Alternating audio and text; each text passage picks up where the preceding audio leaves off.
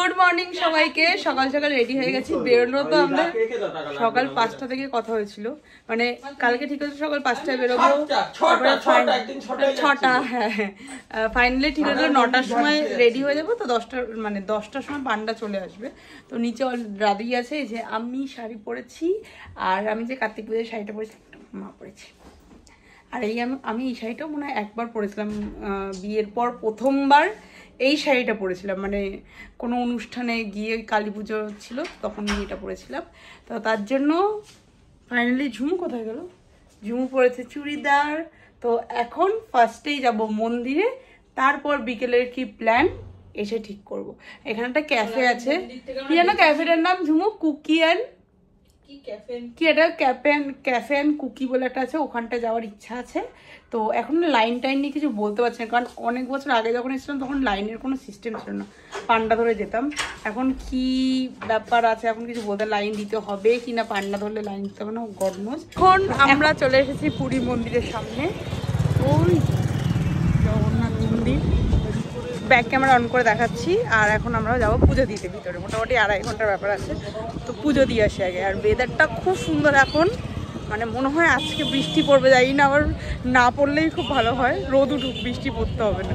হ্যাঁ পুজো দিয়ে বেরিয়ে যাক, তারপরে রোদ উঠুক, নাহলে কষ্ট হবে না। তাহলে মন্দির থেকে পুজো দিয়ে এসছি, মোটামুটি প্রায় 2-2.5টার মতো বাজে। এখন করে খেতে যাচ্ছি, ওখানে বাবারা অলরেডি চলে গেছে। তো এখানে ভেবেছিলাম ষোলোয়ানে যাবো, মানে ওখানে জায়গা পাইনি, যাবো 11:30 পাশের ওখানটায় যাবো, লাঞ্চ করবো আজকে ওখানটা। তারপরে আবার পুরী মন্দিরে যাবো, ওই ধ্বজা চেঞ্জ করবো ওটা দেখতে। আর উপরে ধ্বজাটাও পরে বলবো তোমাদের, এই কথা পরে তোমাদের সাথে আগে পেয়ে নিই তারপরে বলবো। তো আপাতত লাঞ্চটা করে নিই, কারণ প্রচণ্ড খিদে পেয়েছে। কাচকি মাছের চচ্চড়ি, ভাত, এটাও কাচকি, কচু পাতা দিয়ে চিংড়ি মাছ, আলু ভাজা, ডাল। আর কোথায় গেল? ক্যাটারিং এর লোক দাঁড়িয়ে পড়েছে। পমফ্রেট মাছের ঝাল,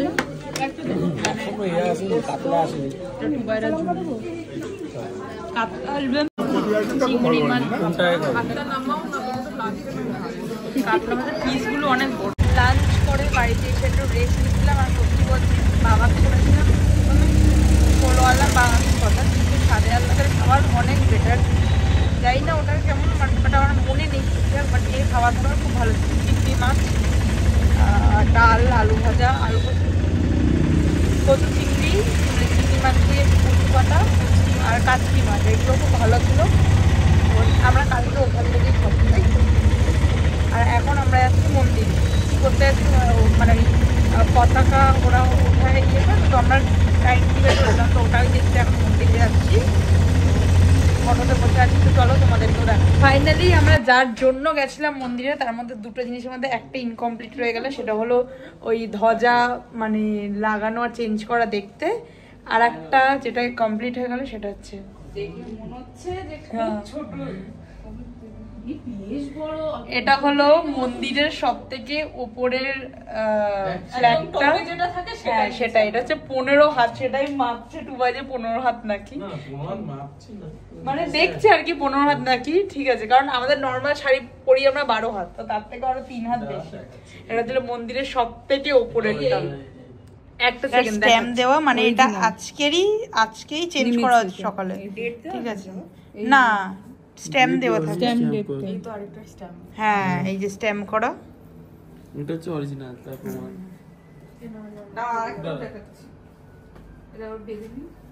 আর একটা দেখা, আর একটা এটা ঝুমু নিয়েছে, এটা হচ্ছে ওপরে, এটা সব থেকে টপটার, এটা হচ্ছে ওই পাশের যেটা, হ্যাঁ সেকেন্ডের যেটা থাকে, সেকেন্ডের ওই মানে লাইনের যেগুলো থাকে তার মধ্যে, এটাও অনেকটা বড়।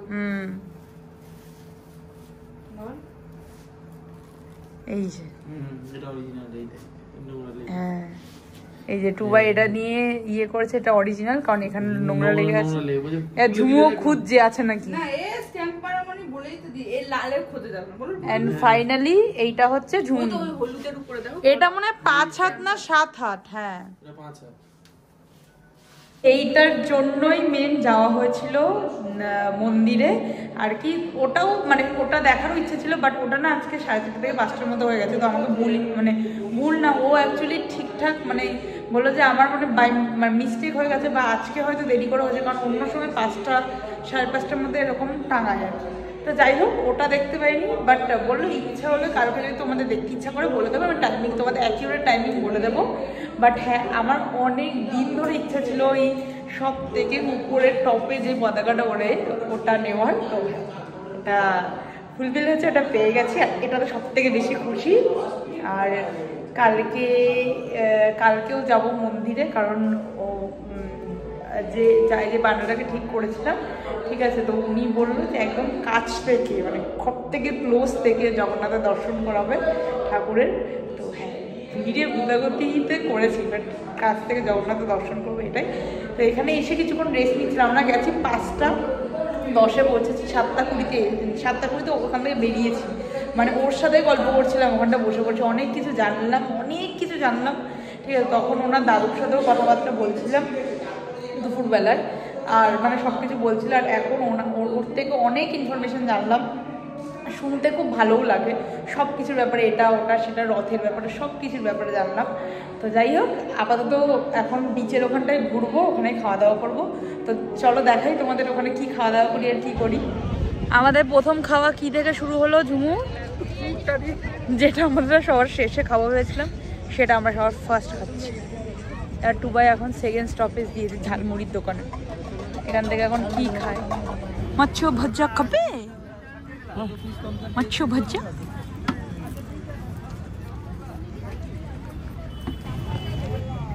চা খেতে ভালো লাগুক না লাগুক, বিস্কুটটা ডুবিয়ে আমার খেতে ভালো লাগে।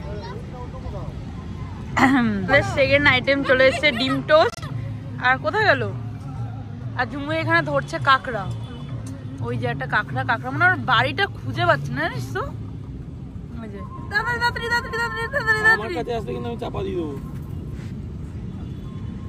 করেছিস ও বাড়ি খুঁজে পাচ্ছে না, ঝুমু খুব টেনশনে পড়ে গেছে, কাঁকড়া বাড়ি খুঁজে পাচ্ছে না।